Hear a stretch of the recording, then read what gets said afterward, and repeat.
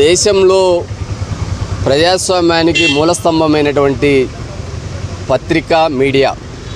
ఈరోజు కార్పొరేట్ కబందాస్తాల్లోకి వెళ్ళిన తర్వాత సామాన్య గొంతు ప్రజల పక్షాన నిలబడేటువంటి పత్రికలు కానీ ఛానళ్ళు కానీ ఈ ప్రజాస్వామ్య వ్యవస్థలో చాలా దూరం అయిపోయాయి.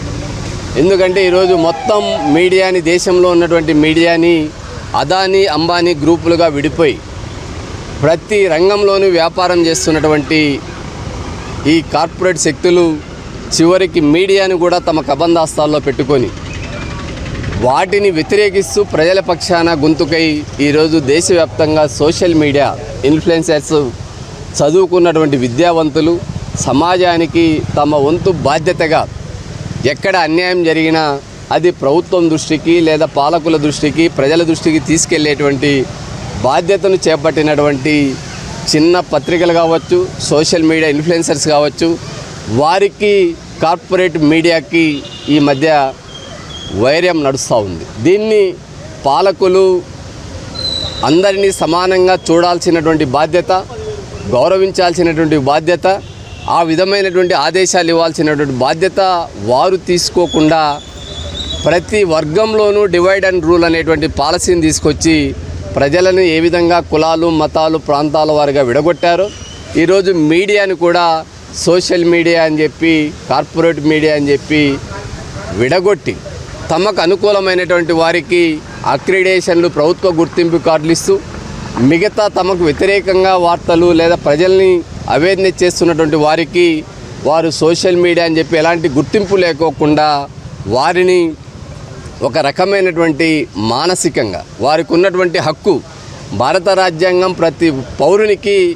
కొన్ని ప్రాథమిక హక్కులతో పాటు వాటిలో స్వేచ్ఛను కూడా ప్రధానమైనటువంటిది. ఈరోజు చదువుకున్నటువంటి విద్యావంతులు ప్రభుత్వాలు ఉద్యోగాలు కల్పించవు, ఉపాధి ఇవ్వవు. కానీ వారు ఎన్నుకున్నటువంటి మార్గం ఈరోజు దేశవ్యాప్తంగా, ప్రపంచవ్యాప్తంగా సోషల్ మీడియా ప్రభావం అనేటువంటిది మనం చూస్తున్నాం. కానీ భారతదేశంలో జరుగుతున్నటువంటి కుల, మత రాజకీయాలకు చదువుకున్నటువంటి విద్యావంతులు ఏ రంగంలో ఉన్నా కూడా అవమానాలకు, అణిచివేతకు గురవుతున్నారు. అలాంటి పరిస్థితి ఈరోజు ఆంధ్రప్రదేశ్లో కూడా ఉన్నటువంటి సోషల్ మీడియా ఇన్ఫ్లుయెన్సర్స్కి వైరుధ్యంతో పాటు ఈ విభజన అనేటువంటిది జరుగుతోంది. అందుకే వీరందరి రైట్స్ కోసం రాష్ట్ర వ్యాప్తంగా ఉన్నటువంటి సోషల్ మీడియా ఇన్ఫ్లుయెన్సర్స్ కోసం రిజర్వేషన్ల పరిరక్షణ సమితి ఆధ్వర్యంలో హైకోర్టు పరిధిలో ఒక లీగల్ అథారిటీని ఏర్పాటు చేసి రాష్ట్ర వ్యాప్తంగా ప్రతి సోషల్ మీడియాకు న్యాయం జరిగే విధంగా, వారికి అండగా నిలబడే విధంగా హైకోర్టు, సుప్రీంకోర్టు లేదా జిల్లా కోర్టులో ఉచితంగా సర్వీసులు అందించడానికి, వారి పక్షాన్ని నిలబడడానికి త్వరలోనే విజయవాడ కేంద్రంగా ఒక లీగల్ అథారిటీని ఏర్పాటు చేసి రాష్ట్ర వ్యాప్తంగా ఉన్నటువంటి